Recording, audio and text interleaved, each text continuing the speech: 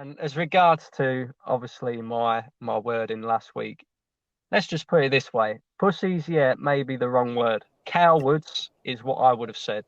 Yeah, but emotions take over. We all know that. So, not that I'm apologising for what I said, because the in the manner of the way that I said it is probably wrong, but what I was actually trying to say, I feel was right at the time. So, you know, I'm just gonna say it too, Shay. I was gonna come on here and say who's the pussies now, but you know what? You already said it, so it's fair enough. Let's move on away from that. Fair enough. When it comes down to the game, honestly, Bukayo Saka, big up to Bukayo Saka. He carried us in that first half. No one else really wanted it. No one else really was doing anything. Bukayo Saka was the only guy. He got a magical goal to bring us back in the game. Just talk about the first goal that we conceded. That was probably one of the worst goals defensively I've seen Saliba concede this whole season. He needs to do better. He needs to be a little bit more aggressive in that situation. The first half, horrific. First half, how the hell does Xhaka miss the ball and it goes through his feet, basically assist the other team? Like, I know these things can happen, but at that point, 2-1 down, I didn't see where the goal was going to come from. I was kind of upset. I was like, yo, where are we going to score? What are we doing? Take off Zinchenko. Zinchenko proved me wrong. He scored the goal. The next goal, I thought Zinchenko should have came off. I thought Tierney should have came on. He did what he had to do. And then 2-2, I'm like, where's the next goal going to come from? Where's the next goal going to come from? Where's the next goal come from? How much time's left? I'm starting to worry now. I'm like, yo, this game's going to end in a draw. We scored the third goal. The emotions, I honestly was like, yes, because everything from the frustration over the last couple games showed in this game. There's times where we're looking good. There's times where we're on top of them. There's time where we're defensively not solid at all and looking like we're going to concede. And then there's moments where we should have scored like 3 or 4 chances ourselves. Realistically, it was always on us to take our chances. Villa away has always been a tough game. 12:30 kickoff, always a tough game. This situation that we find ourselves in galvanizes the group. This is a moment where we need to look at ourselves and say, you know what? These guys are still fighting. They still believe. They still want it. And moments like this, after losing some of your best players, losing against the champions, this is where people would buckle. This is where people would say, you know what? They've actually crumbled. And everyone was already celebrating it. The rivals were ready. The hounds, everyone was ready to eat. But you know, the reality is, they're not scared. This is not the same old Arsenal. This is not the same team that everybody thinks. Guess what? At the end of the day, people are going to say, oh, we're striving for perfection. To win the league almost takes perfection. And dropping points in the way that we've done in the last couple of weeks shows that we needed to make some changes. And Arteta made some changes today. Yes. And at the same time, I might not have agreed with all those changes. I hope he goes forward and maybe goes a little bit even more bolder and starts Gabriel Martinelli in the next game. Because Gabriel Martinelli showed, you shouldn't have benched me. He came on, he scored a goal right away. Eddie Nketiah had so many chances. I love the guy. I've been here backing him numerous times. You need to sit on the bench, my guy.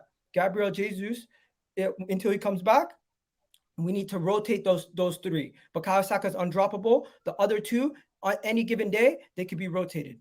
One day you could see Eddie Nketiah and Gabriel Martinelli. One day you could see Trossard and Gabriel Martinelli. The other day you could see the original. So that is what I'm saying from that. The midfield, Jorginho, they called him Agent Jorginho. Today he popped up with the 3rd goal. I wanted to interject quickly. I know it's a one goal, but it helped us out. And to everybody else, the negative Nellies, you know what? There's time for criticism, but days like today, we should be happy that the team put in a massive performance for us. Yeah, I want to say, Gal, I want to say this to you. One thing I disagree with you on is in the second half, Saka was good, very good, but he wasn't the only one. Jorginho was your man of the match. He kept you ticking. He kept you in this. He kept the ball flowing. He obviously scored. I know it came off the goalkeeper's head, but his strike deserved it.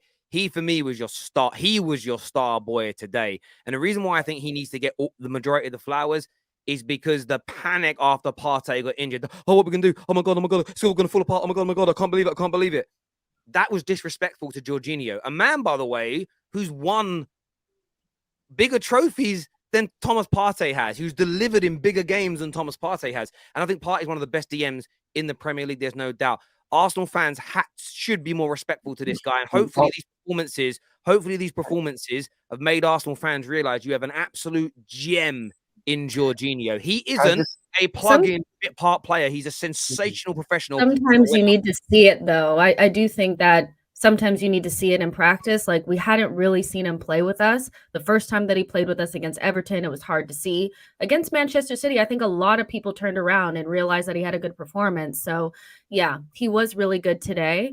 But from my perspective, I cannot blame Arsenal fans for like being afraid when Thomas Partey is not available. Again, me and you had this debate the other day, though. I get that if you're consistent from the day you sign him, but when the day after he signs, oh yeah, I think it's great. The manager's always wanted him. I trust it. It's brilliant. And then when he has to be used, going, oh my God, I'm panicking. Which one's a lie? Be straight the whole way through. You were, Jess. You were straight the whole time. You weren't sure about the signing.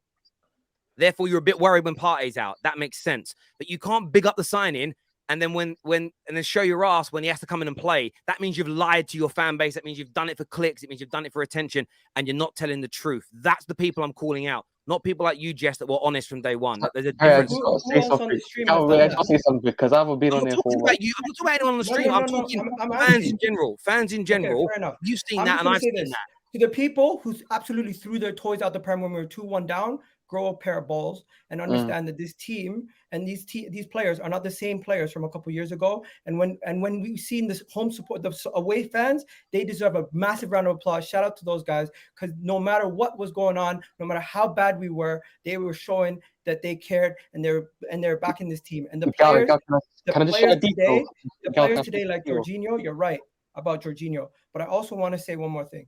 I've questioned Mikel Arteta a lot, but these players are the ones that have to back him as much as he's backing them off the pitch.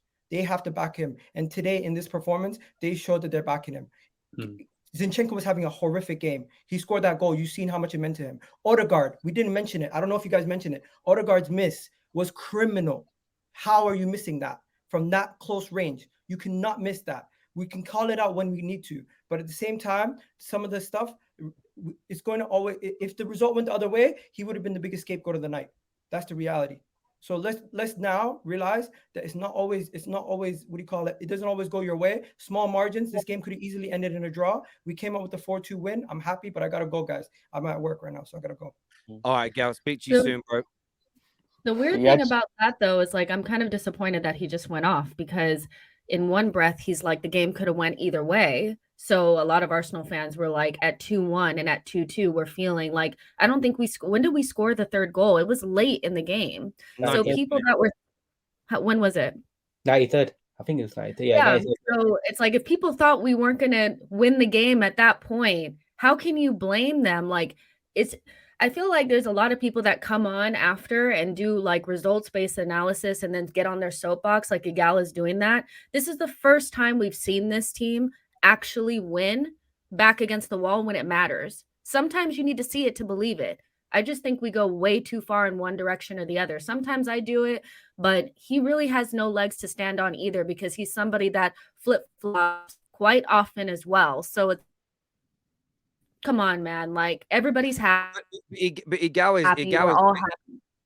is a prime example of what I'm talking about with J5. J5, he was live on the air with me when the deal went through, and he criticized it, said it was wrong. The next day, after it was revealed that Arteta scouted him and wanted him, and the big Arsenal accounts online said it's a great deal, he said, actually, it's short-term, it's great, it's brilliant. Then Partey gets injured, and it was like the knee started shaking. And I'm like, so at some point in that, you're not telling the truth. And then he puts in a good performance, and certain Arsenal fans are almost ignoring J5 a little bit. I'm looking at the things online. It's praise for Saka, praise for Odegaard, and oh yeah, well done, Jorginho. And it's like, is that because you don't want to admit that your feelings about him as a signing were wrong? Like, just be honest about things. But